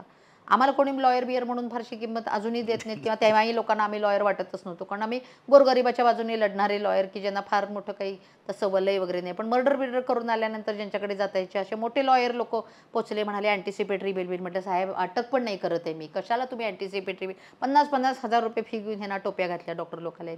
असे पण लोक भेटले. मीडियाला पण वाईट वाटत होतं, कारण आम्ही बेड्या घालणार नव्हतो. ते म्हणत होते जरा बेड्या घाला, मग फोटो कसा छापायचा त्या डॉक्टरचा, ते सगळं फार नुसतंच कसं म्हणाले. आणि मग न्यायाधीशांकडे गेलो तर न्यायाधीश म्हणाले की अशी केस आहे, असं काहीतरी कायदा आहे असं आम्ही ऐकलंय. तो पुस्तकही कोणी छापलं नव्हतं या कायद्याचं. मी त्यावेळेला ते फोटोकॉपी केलेलं झेरॉक्स मारलेलं पुस्तक साहेबासाठी घेऊन गेले होते. आणि तोपर्यंत आपल्या शहराचं माहिती आहे की असं काही झालं की पहिले फोन आमदार खासदाराचे अधिकाऱ्यांना जातात. तसा फोन यायला लागला. मारोलकर म्हणाले हे उचला हा बॉम्ब, म्हटले फार तापदायक होणार आहे आपल्याला. तर म्हटलं थांबा साहेब, संध्याकाळपर्यंत काय तर त्याचं कल्याण करू. 5ला सुरू झालेलं हे प्रकरण. संध्याकाळी 10ला साहेबाच्या घरी गेलो. तर साहेब म्हणाले नको नको, म्हणाले आपण डिस्ट्रिक्ट जज साहेबाच्या घरी जाऊ. मग आज आपण असं बसलोय असं डिस्ट्रिक्ट जज साहेबाच्या घरी मीटिंग, सगळे मीडियावाले पण आपण सगळे गेलो. पोलिसांची गाडी पण आली होती आणि अंगणात, साहेबाच्या अंगणात, तुला आठवत असेल की साहेबाच्या अंगणात आपण अशी कार्यशाळा घेतली. आणि पहिली ते डेकॉय ऑपरेशन झालं. पेपरला बातम्या आल्या. पहिला फोन कोणाचा आला असेल झाल्यानंतर? कोणाचा आला? ज्याला पकडलं त्याचाच आला. बरं. लँडलाईनवर. व्यवहार आहे म्हणलं तायडे. त्या दिवशी कार्यशाळेला मी पण होतो. मला ते माझ्या बाबतीत केलं. मग ह्याचं का नाही करत? हाय म्हटलं सांग नाव कोण करते. माझ्यापेक्षा हो भारी करतोय, तो करतोय. त्याला सोडलं आणि मला पकडलं. म्हटलं चला त्याच्याकडे जाऊ. मग त्याची अजून कारवाई करतच होतो पुसेगावात. तोपर्यंत म्हटलं सातारा रोडला नाही वय जाणार. म्हटलं कोण करते?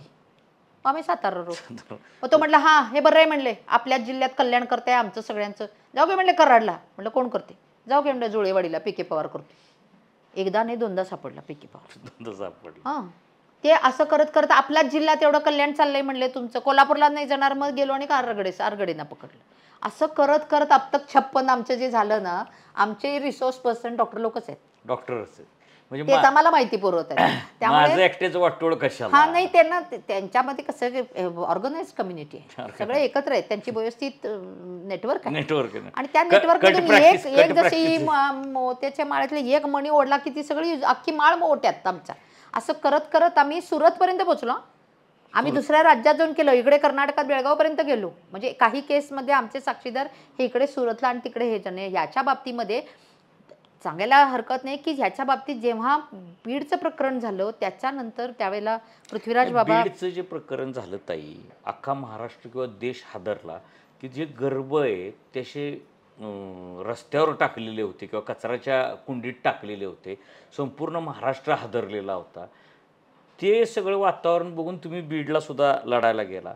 तुम्हाला बाहेर जाताना भीती नाही वाटली की हा मुंडे इतक्या धाडसानं हे करतोय, आपण तिथं घुसलो तर काय होईल? त्यावेळेला लोकांनी हे सांगितलं होतं. म्हणजे 2 गोष्टींची भीती आम्हाला घातली होती. कारण सुदाम मुंडे हा काही करू शकेल अशी त्याच्याबद्दल एक ख्याती होती की तो तुमचा मर्डरही करेल. हो हो, लोकांनी हे सांगितलं होतं. आणि म्हणून मग लोकांनी जेव्हा हे सांगितलं त्यावेळेला अशोकराव आपले CM होते. आणि लोकांनी हे जेव्हा आपल्याला मला सांगितलं की आयदर तुमच्यावर ॲट्रॉसिटी होईल किंवा तुमचा मर्डर होईल. पण जेवढे सगळीकडे करत होते, प्रत्येक जिल्ह्यातून तिथं गाड्या यायच्या परळीला. हो. आणि वैजनाथाच्या तिथं म्हणजे गाड्या, जसं आपण पंढरपूरला दर्शनाला जातो किंवा बालाजीला आता लोक जातात दर्शनाला, तसं अख्ख्या महाराष्ट्रातून कधी कधी देशातनं सुद्धा लोक तिथे येतात. म्हणजे सेंटर झालं होतं ते.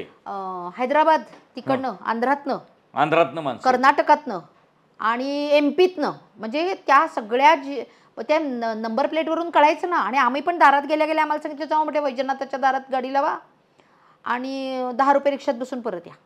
मग ते 10 रुपये रिक्षाला माणशी द्यायची आणि तिथनं बसायचं आणि मुंडे हॉस्पिटलला SD स्टँडच्या समोर यायची, अशी ती पद्धत होती. सकाळी 9ला मी गेलो तर 100 पेशंट बसलेले होते. आणि त्यावेळेला आम्हाला सांगितलं होतं की तुमची कॅमेरा जाणार नाही, कारण त्यांना माहिती होतं हे सगळं आम्ही Sting कशा operation पद्धतीने स्टिंग करतोय माहिती होतं. त्यामुळे कॅमेरा जाणार नाही, तुमची ऑडिओ सिस्टीम जाणार नाही, जसं मंत्रालयात चेक करता मेटल डिटेक्टर खाली तसं सगळं चेकअप होऊन तुम्हाला आत घेतील हे सगळं सांगितलं होतं आम्हाला. त्यामुळे मग आम्ही साताऱ्यातून जावाचा नवीन मोबाईल विकत घेतला आणि नवीन सिम घेतलं आणि डेकॉयला सांगितलं तू तिथनं कॉल करायचा आणि हा कॉल सुरू राहील. आणि अशा पद्धतीने ऑडिओ रेकॉर्ड आम्ही रेकॉर्डवर आणलं. बरोबर.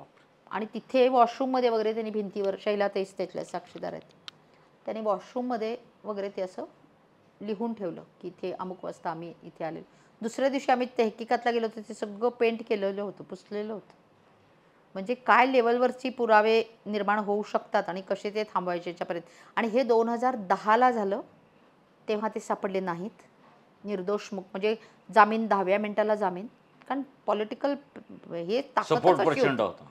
11ला 15 फीटच सापडले तरी पण अटक नाही. 12ला तिथे बाईची डेथ झाली. गर्भलिंग निदान करताना गर्भपात होताना बाईची डेथ झाली आणि मग आम्ही सुट्टी दिली नाही. काय मग काय केलं आम्ही तुम्ही? तिथे आम्ही साताऱ्यातून 2-3 गाड्या आल्या, नगरमधून आल्या, सांगलीवरून आल्या, अशा जवळजवळ बाहेरून आम्ही 300 बायका मोबिलाईज केल्या आणि तिथून लोक मोबिलाईज झाले आणि त्यांच्या दारामध्ये घंटानाद सुरू केला. मी दिल्लीला गेले होते, मी उतरले, मी निखिल वागळे त्यावेळेला IBN लोकमतचे संपादक होते आणि या सगळ्यांना मी विनंती केली, IBNला केली, त्यावेळेला ABP माझा ह्याच्यामध्ये अगदी स्विंगमध्ये काम करत होते, स्टार माझा होता त्यावेळेला आणि झी होतं. यांना तिघांनाही संपादकांना मी रिक्वेस्ट केली की आम्ही जगतोय का मरतोय हे रेकॉर्डवर आणा, फुकट मारू नका आणि आम्ही आता आर नाही तर पार, आम्ही आता निघालोय. आणि OB व्यायाम तिथे आल्या, म्हणजे अलका धुपकर, विलास बडे, ही जी तरुण माणसं आपल्यासोबतचे पत्रकार सगळे, ह्या सगळ्यांनी आमच्यासोबत फील्डवर तिथे काम केलं. आणि हे सगळ्यांनी म्हणजे पत्रकारांनी पण तेवढीच रिस्क घेतली आमच्यासोबत. म्हणजे ही सगळी लढाई म्हणजे खरं तर डेकॉय ऑपरेशन पत्रकारांचंच, म्हणजे तेहलकामुळे तर आपण डेकॉय ऑपरेशन वगैरे म्हणायला लागलो. त्यामुळे हे सगळं आम्ही शिकलो यांच्याकडनंच. आणि मग आम्ही ते ऑडिओ व्हिडिओ सगळी सिस्टीम घेऊन ते सगळं केलेलं सगळं रेकॉर्डवर आणलं आणि आम्ही तिथे घंटानाद आंदोलन केलं आणि सांगितलं तुम्ही सील करेपर्यंत आम्ही इथनं हलणार नाही. प्रांताधिकारी, ॲडिशनल कलेक्टर लेवलचे अधिकारी डॉक्टर त्यावेळेला जोशी होते आणि मग जोशीने येऊन ते पूर्ण मशीन, ते पूर्ण हॉस्पिटल सील केलं. मशीन पहिल्या 2 वेळा सापडलं, तिसऱ्यांदा मशीन पण नाही सापडलं. गर्भपाताची औषधं काही लाखांमध्ये गर्भपाताची औषधं त्या दुकानात विकली जायची, म्हणजे तेवढा सुद्धा पुरावा पुरेसा होता. खरं तर म्हणजे रेकॉर्डवर तेवढं जरी आलं असतं की एवढी औषधं या गावात का खपली जातात. सुदाम मुंडेंनी आणि त्याच्या पत्नींनी मिळून साधारण किती गर्भपात केले असतील? त्यांच्या 2 गोष्टीत हातखंडा होता. ते स्वतः MS आहेत आणि त्यांच्या पत्नी रजिस्ट्रार राहिले. ते अतिशय ब्रिलियंट गायनेकॉलॉजिस्ट अंबाजोगाई मेडिकल कॉलेजच्या आणि अतिशय हालाख्यातून शिक्षण घेतलेलं आहे असं म्हणतात. तर दर दिवशी साधारणपणे 100-1 पेशंट्स तरी ते करायचे आणि निम्मे तरी मुलगा मुलगीवाले, म्हणजे मुलीवाले निम्मे, मुलगावाले निम्मे पकडले तरी रोज 50 हे. त्यामुळे मोठीच्या मोठी विहीर होती. मी अनेकदा ती मागणी आत्तापर्यंत केली की ती सगळी विहीर उपसा आणि त्यातलं सगळं ते तपासा, काढा. कुत्री सांभाळली होती, मगरी आणणार होते, मगर सापडली ती ॲनिमल ह्याच्या प्रोटेक्शन खाली. कुत्र्याला टाकायचे, मगरीला त्याच्यामुळेच ते समजे मगर आणायच्या प्रोसेसमध्ये होते. त्यांनी मोठा टँक बांधला होता आणि ती मगर कर्नाटकाच्या बॉर्डरवर पकडली गेली, त्यामुळे ती मगर नाही होऊ शकली. पण ते मगरीचं प्लॅनिंग होतं त्यांचं आणि खूप मोठ्या प्रमाणावर ते त्यांना एव्हिडन्स, कारण हा सगळ्यात मोठा पुरावा आहे ना. हजारोच्या संख्येने म्हणजे किंवा लाखाच्या पलीकडे म्हणजे कुठे गायब झाल्या महाराष्ट्रातल्या मुली असं विचारलं तर आम्ही म्हणायचो की त्याची अगणित वेळा गर्भलिंग निदान होऊन गर्भपात जर इथे झाला असेल तर दर दिवशी 50च्या हिशोबाने गेली काही वर्ष, म्हणजे अगदी सोनोग्राफी मशीन त्यांच्याकडे काहीतरी 90ला वगैरे आलं असणार, 90-92च्या दरम्यान. तेव्हापासून तब्बल 2000पर्यंत 8 ते 10 वर्ष सातत्यानं एकही दिवस खंड न घेता सातत्यानं या पद्धतीने गर्भलिंग निदान होऊन गर्भपात झाले. हे एक उदाहरण आहे. अशी उदाहरणं आता हे सापडले, हे रेकॉर्डवर आले, आम्ही त्यांच्या बाबतीत कारवाई केली, हे सगळं पुढे आलं. शिक्षा झाली त्यांना पहिल्या ह्याच्यामध्ये 3 वर्ष सक्तमजुरी आणि 10,000 रुपये दंडाची शिक्षा झाली. दुसऱ्या ह्याच्यामध्ये त्यांना गर्भलिंग निदान करून गर्भपात, कारण गर्भलिंग निदानासाठी जी शिक्षा आहे ती 3 वर्षाचीच आहे, त्याच्यापेक्षा जास्त नाही आहे, कारण ते गर्भलिंग निदान आहे त्याच्यामध्ये. पण गर्भपात हे एलिमिनेशन, की ज्याला आपण म्हणतात तसं, त्याला एलिमिनेशन म्हणजे त्या बाळाचं जगण्याचा हक्क काढून घेतला जातो, म्हणून त्याला 10 वर्षापर्यंतची शिक्षा गर्भपाताच्या ह्याला. ती शिक्षा त्यांना दुसऱ्या केसमध्ये 10 वर्षाची, आणि तिसरी केस अजून प्रक्रिया त्याची सुरू साक्षीदार आहे. वगैरे कसे काय टिकले त्यातले? त्याच्यातले साक्षीदारांच्यासाठी आम्हाला इथून पोलीस प्रोटेक्शनमध्ये आम्ही जायचो, आणि साक्षीदार साताऱ्यातले? साक्षीदार गर्भलिंग निदानाच्या केसमध्ये साक्षीदार साताऱ्यातलेच होते. गर्भपाताच्या केसमध्ये तर ती मर्डर 302च लागली, 304 पण लागलं त्याच्यामध्ये, कारण त्याच्यामध्ये नेग्लिजन्स खाली पण ती केस गेली. त्यामुळे त्याच्यामध्ये पण त्यांना, तिथली होती ती महिला, बीडच्या जवळच्याच तालुक्यातली होती, बीड शहराच्या जवळच्या, परळी आणि बीडच्या मधल्या तालुका आहे, तिथल्या त्या बाई होत्या. आणि ते फिटस सगळे सापडले, त्या फिटसला कोणी वालीच नव्हतं, पण ते फिटस सापडल्यामुळे त्याला जो साक्षीदार आहे किंवा त्याचे जे कंप्लेनंट आहेत ते त्याचे प्रमुख साक्षीदार आहेत. आणि बाकी ह्याच्यात परिस्थितीजन्य पुरावा, हां, आणि बाकी ह्याच्यातले पंच वगैरे सगळे जे होते ते एकतर आरोग्य विभागातले होते आणि आमच्या संघटनेतले होते. त्यामुळे त्यांच्यावरती खूप मोठं प्रेशर होतं, लाईफ थ्रेट होती. अनेकदा इथल्या महाराजा हॉटेलमध्ये येऊन थांबून राहून त्यांच्या घरच्यांपर्यंत, आमच्या साक्षीदारांच्या घरी जाऊन त्यांना आमिष देण्याचा, पैसे देण्याचा, ब्लँक चेक ठेवण्याचे प्रकार झाले. विशेष वकील नेमले, त्या वकिलांना वकिली करायला येऊ नका म्हणून सांगण्यात आलं, त्यांना प्रेशर टाकून, तुम्हाला मी आला नाही तर तुम्हाला आम्ही मालामाल करू, पण आलात तर मात्र तुमच्या जीवाची काही भरोसा नाही. मला डायरेक्ट दम दिला होता? मला बोलवून ब्लँक चेक माझ्या समोर ठेवला होता, आणि हवा तो आकडा लिहा आणि साक्षीला येऊ नका असं सांगितलं होतं. म्हटलं नाही, चुकीच्या ठिकाणी आलात. आणि 2 वेळेला ते झालं, सातारा शहरातही एकदा झालं आणि एकदा मुंबईतही मला बोलून हे सांगण्यात आलं. त्याच्यानंतर मग आबा मला म्हणाले होते की थोडे दिवस प्रोटेक्शन घ्या. मग त्याचं एक दिवशी 18,000 रुपये बिल आलं, ते कदाचित अजून SP ऑफिसला पेंडिंगच असेल. म्हटलं मला काय हे परवडत नाही, तुम्ही तुमचं प्रोटेक्शन परत घ्या, जगलो वाचलो तर लढू म्हटलं, पण आम्हाला काही ते परवडणार नाही तुमचे त्या बिल पाठवल्यावर. मग आबा गेल्यानंतर ते बिल यायचं, सारखं यायचं माझ्याकडे, ते 18,000चं प्रोटेक्शनचं बिल. एक सुद्धा मुंडे जेलमध्ये घातला, आज महाराष्ट्रात, देशात अजून सुद्धा मुंडे आहेत का? खूप मोठ्या प्रमाणावर आहेत, आणि मोडस ऑपरेंडी त्या लोकांनी बदललेली आहे. फक्त कसं आहे की पूर्वी 10 मुली गायब करून 30,000 कमवायचे, आता एकाच पेशंटकडनं 30,000 घेतात आणि एक मुलगी गायब होते, त्यामुळे मुलींची संख्या आपल्याला वाढताना दिसते. त्यामुळे पूर्वी 6 लाख मुली गायब होत होत्या दरवर्षी. महाराष्ट्राचं कॉन्ट्रीब्युशन 53,000चं होतं, ते थोडंसं कमी झाले, ते 43,000 40,000 पर्यंत. फार मोठा फरक पडलेला नाही. डॉक्टर लोक सावध झालेत, किंवा ती जी सगळी यंत्रणा आहे, बॅलन्स शीट तिथल्या तिथे आहे, त्यांच्या कमाईत फरक पडलेला नाही. म्हणजे एक मुलगी गायब करून 30,000 कमवत आहेत, पूर्वी 10 मुली गायब करून 30,000 कमवत होते.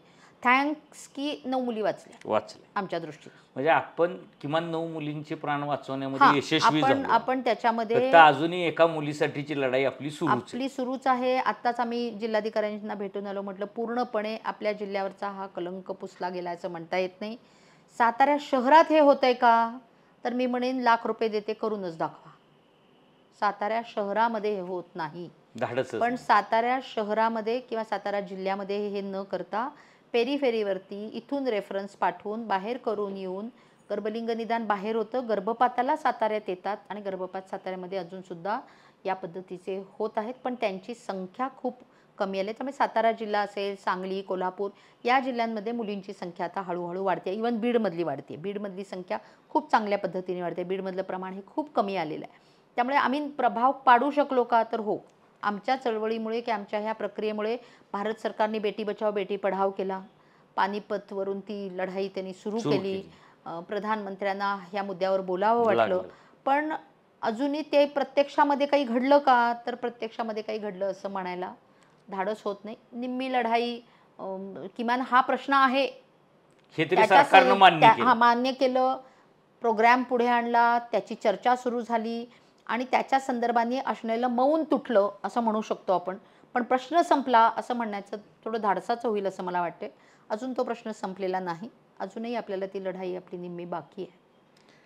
आता शेवटचा प्रश्न तुम्हाला विचारतो की नेमकं आता समाजानं किंवा सरकारनं काय करावं की हा प्रश्न समूळ नष्ट होईल किंवा ह्याचं समूळ उच्चाटन होईल, असं काय तुमच्या मनात आहे का की हे सरकारनं जर केलं तर 100% हा प्रश्नाचा निपटारा होऊ शकेल? कसं आहे, गर्भलिंग निदान असेल, कुपोषण असेल, मुलींची शाळेतून होणारी गळती असेल किंवा 9व्या वर्गात जाण्याआधी मुलींचे होणारे मृत्यू असतील किंवा आता वैष्णवीचं प्रकरण आपल्याकडे एवढं गाजलं तर हुंडाबळी असतील, हे सगळे काय आहेत, ही आजाराची लक्षणं आहेत. लक्षण आहे. मूळ आजार आहे पुरुषसत्ताक व्यवस्था. ती व्यवस्था जोपर्यंत आपण बदलत नाही, आपल्या कुटुंब व्यवस्थेमध्ये ज्या पद्धतीची मान्यता आहे ह्या सगळ्याला, ती मूळ व्यवस्था जोपर्यंत आपण लोकशाही तिथे आणत नाही, तोपर्यंत हे सगळं बदलणं म्हणजे तात्पुरतं सर्दी खोकला झाला म्हणून औषध घेणं. पण मूळ जर तो कोविड असेल तर तो जीव घेणार ना. त्यामुळे पुरुषसत्ताक व्यवस्था हे त्याचं मूळ आहे. आणि जोपर्यंत पुरुषसत्ताक व्यवस्था बदलत नाही, घराघरांमध्ये ती डेमोक्रेसी, ती लोकशाही आपण आणत नाही आणि तिथल्या अर्थकारणाच्या सहित शेतीचा शोध बायकांनी लावला, शेतीची मालक पुरुष. कितीही बाईंनी नोकरी कामधंदा केला तरी ती माहेरच्या लोकांची मदत करू शकत नाही. मग मुलगा हवा हा हट्ट राहणार का नाही? जोपर्यंत म्हणजे अगदी अंगणवाडीतही हे ते किती म्हणाले की झाशीची राणी आम्ही, इंदिरा गांधी आम्ही, अमुक आहे तमुक आहे, तरी सुद्धा यादी काढून बघा, आशाताईंना विचारा, शिक्षिकांना विचारा, अगदी आपल्याकडे बँकांमध्ये नोकरी करणाऱ्या बायकांना विचारा की किती जणी निम्मा पगार आपल्या आई वडिलांना नेऊन देऊ शकतात, नाही देऊ शकत, अधिकार करू शकतात, नाही करू शकत. किंवा किती जणी इथे येऊन बसल्यानंतर कामाच्या वेळेला अशा हुश करून बसतात की त्या दळण करून ठेवून आला आणि पुरुष माणूस दमून बसलाय. असे किती पुरुष आहेत की जे भाकऱ्या टाकून स्वयंपाक करून डबे भरून धावत पळत मुलांना शाळेत सोडून मग आलेत आणि दमलेत बिचारे. असे किती पुरुष आहेत आणि अशा किती बायका आहेत?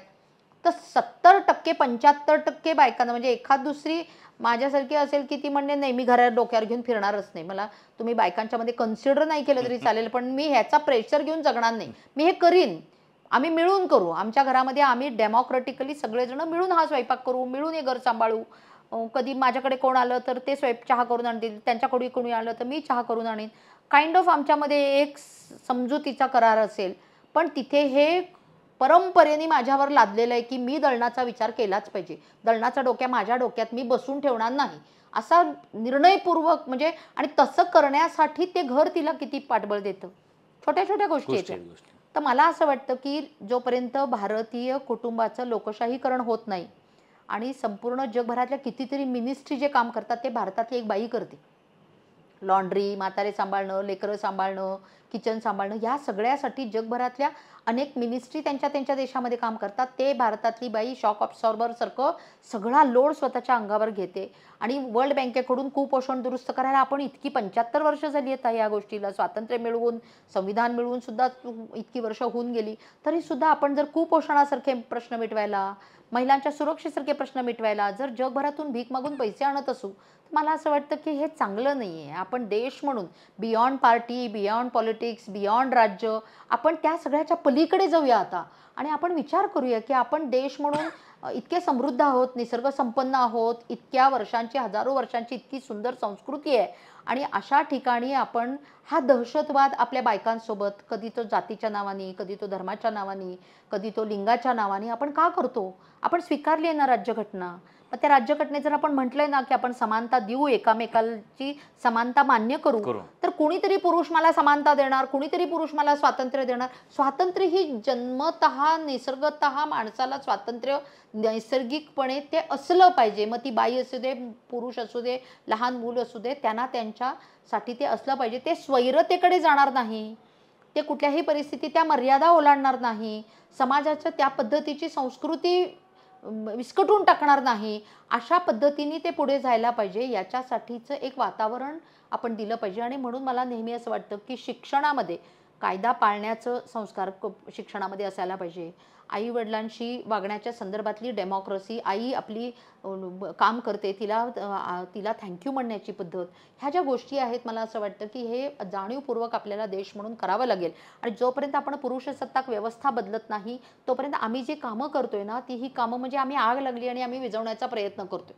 त्यामुळे मूळ आगीचं जे कारण आहे त्या कारणापर्यंत आम्ही पोहोचू शकत नाहीये. आणि त्याच्यासाठी आपल्याला एक समग्र कुटुंब व्यवस्थेच्या पुनर्रचनेचा म्हणणार नाही, पण आणि त्याच्यासाठी पुरुषांना काही गोष्टी सोडाव्या लागतील. त्यामुळे हा फरक म्हणून मी नेहमी म्हणते की आता आम्ही खूप खेळून दमलोय, आता आम्ही बॉल तुमच्या कोर्टात टाकलाय, तर आता तुम्ही तो कसा खेळायचा ठरवा, म्हणजे मग आपण मिळून हा खेळ चांगल्या प्रकारे मांडू शकतो आणि हा देश अधिक खऱ्या अर्थाची लोकशाही. कारण जो माणूस घरात लोकशाही नाही पाळत, जो बायकोला गब्बस गब्बस गब्बस म्हणतो, तो तिथे मंत्रालयात जाऊन कसा सगळ्यांचं ऐकेल? असं काही अचानक लोकशाही येणार नाही ना. नाही नाही नाही. ती लोकशाही हा स्वभाव व्हायला पाहिजे आणि तो स्वभाव जिथं लहान लेकरांना, बायकोला, आई म्हाताऱ्या आई-वडिलांना ज्यांचं सगळ्यांचं ऐकून अक्रॉस द टेबलावरती जेवणाच्या ठिकाणी आपण एकामेकाचं ऐकून जेव्हा आपण असं म्हणू की आपण सगळेजण मिळून आपलं हे घर चालवतो, त्यावेळेला हा देश पण खऱ्या अर्थाने संसदेत किती जाऊन बायका बसल्या महत्त्वाचं नाही आहे. म्हणूनच ना एवढ्या बायका निवडून येऊन सुद्धा आपल्या शहरामध्ये एखादा रेप झाला तर आमच्या संघटनेलाच रस्त्यावर यावं लागतं. निवडून यायला ह्या हजारो बायका का नाही आहेत? कारण त्यांना पार्टीत विचारावं लागतं जाऊ का म्हणून. आणि मग पार्टीचे हितसंबंध अडचणीचे होण्याचे तर तो मंत्री जेव्हा त्यांच्या पार्टीत नसतो तेव्हा तो आरोपी असतो आणि मग आमच्या सगळ्या मैत्रिणी तावातावानी त्याच्या मागे लागतात आणि तो त्यांच्या पार्टीत मंत्री झाला की ह्या मूग गिळून गप्प बसतात. कारण त्या पार्टीत सुद्धा तो दबाव असतो. त्यामुळे हा दबाव या पद्धतीचा जोपर्यंत संपत नाही आणि हा दबाव पार्टी किंवा कुटुंबातले हितसंबंध, समाजातले हितसंबंध याच्या पलीकडे जाऊन माणूस म्हणून आपण सगळ्यांनी उन्नत झालं तर मला असं वाटतं की हे करण्यामध्ये पुरुषांचं पण सुख आहे. ज्या पद्धतीचे ताण पुरुष घेतात, व्यसनी होतात, म्हणजे अनैसर्गिक आणि स्ट्रेसफुल, ज्याला आपण खूप तणावाचं जगणं पुरुष सध्या जगतायत.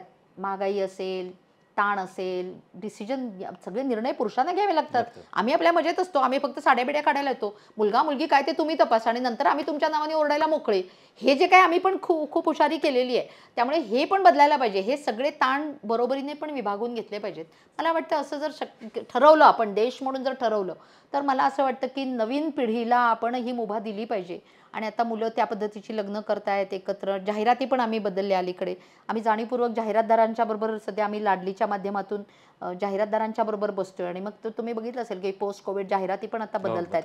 मुलगा स्वयंपाक करताना दिसतोय, मग मिळून काहीतरी करूया म्हणतोय. म्हणजे जाहिरातदारांचाही तो विचार बदलायला सुरुवात झाली आहे. तर मला असं वाटतं की हळूहळू दर दिवशी समाज पुढे जातो आहे, मागे येतो आहे.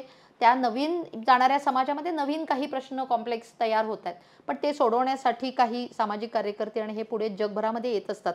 त्या जगभरामध्ये एकत्र येणाऱ्यांची ती ताकद मीडियाच्या माध्यमातून, समाज माध्यमाच्या माध्यमातून, जसं आता पॉडकास्टच्या माध्यमातून आम्ही सहज सगळ्यांच्या मोबाईलमध्ये डायरेक्ट जातोय ना. त्यामुळे पूर्वी जिथं मला पत्रकं वाटत खालच्या वरच्या रस्त्याला फिरायला लागायचं, ते काम आज आता आरसपानीच्या माध्यमातून मी हजारो सातारकरांच्या डायरेक्ट मोबाईलमध्ये पोहोचणार आहे. त्यामुळे त्याचे फायदे पण आहेत टेक्नॉलॉजीचे. त्यामुळे तंत्रज्ञान हे मानवी मूल्यांना धरून असलं पाहिजे, कुटुंब हे मानवी मूल्यांवरती आधारित असलं पाहिजे आणि तसं घडवण्याचा निर्णय जर आपण जनरेशन म्हणून, एक पिढी म्हणून जर आपण सगळ्यांनी मिळून केला तर ते अशक्य नाही आहे. आज आपण वर्षाताईंशी दीर्घ गप्पा मारल्या, पण वर्षाताईंचं काम एखाद्या पॉडकास्टमध्ये उलगडणारं नाही. वर्षाताई असं सुरुवातीला म्हणाल्या की मला आरसपानीमध्ये यायची संधी इतक्या लवकर मिळेल असं वाटलं नव्हतं. पण वर्षाताई आरसपानी ज्यावेळेस सुरू केला त्याच वेळेस काही माणसं लिस्टेड केलेली होती की ज्यांना वारंवार बोलवावं लागेल. कारण स्त्रियांवर होणारे अत्याचार, स्त्रियांच्यासाठी न्याय मागणाऱ्या कार्यकर्त्या ह्या महाराष्ट्रात किंवा देशातसुद्धा अशा हातावरच्या बोटावर मोजता येतील इतक्याच आहेत. कारण राजकीय पक्षातल्या कार्यकर्त्यांना मी त्या सामाजिक कार्यकर्ते असं मानत नाही, कारण त्यांच्यावर राजकीय बंधनं असतात. आपल्या पक्षातल्या कार्यकर्त्यावर अन्याय झाला तर बोलायचं, आपल्या पक्षातल्या कार्यकर्त्यांनी अन्याय केला तर बोलायचं नाही, असं त्यांच्यावर बंधन असतं. तुमच्यावर कुठलंच बंधन नाही. त्यामुळं खरं तर एक मोठा स्टुडिओ झाल्यानंतर ताई तुम्हाला वारंवार बोलवावं असं मनात होतं. आरसपानी सुरू केलं त्याच वेळेस वैष्णवी प्रकरण गाजत होतं. मनातही आलं होतं की सुरुवात तुमच्यापासून करावी, पण म्हटलं नाही, आधी आपलं आरसपानी किती सेट होते, लोकांना किती आवडते बघू. कारण वर्षाताईसारखा हा हुकमी एक काय, तुम्हाला पुरस्कार मिळाला त्याच वेळेस मी तुमचा सत्कार ठरवला, पण मोबाईल बंद होता. आणि पुन्हा दुहेरी तुम्ही असं केलं की मराठीत भाषण केलं. मी मराठी भाषेसाठी सुद्धा काम करतो आणि मला एक अभिमान वाटत होता की ताईंना हा पुरस्कार मिळाला, म्हणजे तो मला मिळाल्यासारखं असं वाटत होतं की आपण ताईंबरोबर काम केलं आहे, वर्षा ताईंना हा पुरस्कार मिळतोय, म्हणजे मला मिळतोय. मी अख्खा प्रवास तुमचा असं माझ्या नजरेसमोर उभा राहिला की अरे हा पुरस्कार ताईंना मिळू शकतो असा विचारसुद्धा आपण सुद्धा कधी केला नाही.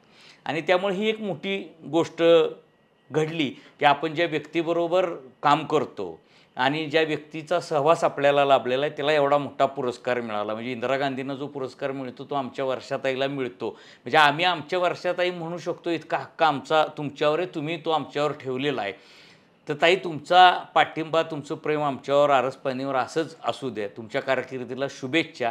ह्या पुरस्कारामुळं तुम्हाला किती फायदा होईल माहिती नाही, पण एक तुम्ही जी काही समानतेची चळवळ चालवताय, पुरुष स्त्री भेद न मानता स्त्रीला सुद्धा पुरुषा एवढा अधिकार आणि मान तुम्ही द्या, तुमच्या एवढाच, तुमच्यापेक्षा जास्त नको, ही जी काही तुमची उदारमतवादी भूमिका आहे ती पुढं नेण्यासाठी मात्र नक्की मोठं बळ मिळेल अशी मला खात्री वाटते.